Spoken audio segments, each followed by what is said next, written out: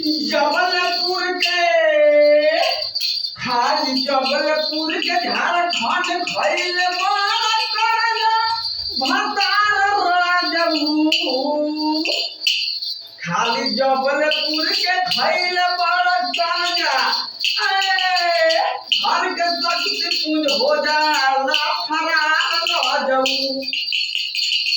लाल के घरवा हमनी सास पुतरा हम लावे बैठा के घरवा हम न रहबला ससुराल राजू पहुँचाला बलबुजी हमर नई हरवा हमरा पहुँचाला बलबुजी हमरा नई हरवा हमर सास पुतोहा में होत न रही दिन रात महाभारत बलबुजी तू तो हमार जबलपुर के गढ़िया गढ़ाई सैयदी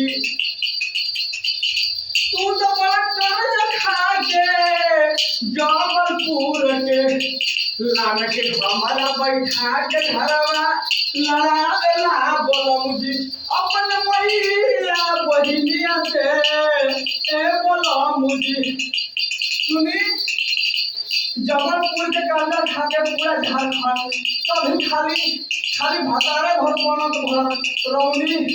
लान के हमरा के बैठा के पूरा जबलपुर के तुरंत कर लगली सबकी पूंज धरेला तैयारी बलबुजी सबकी पूंज धरेला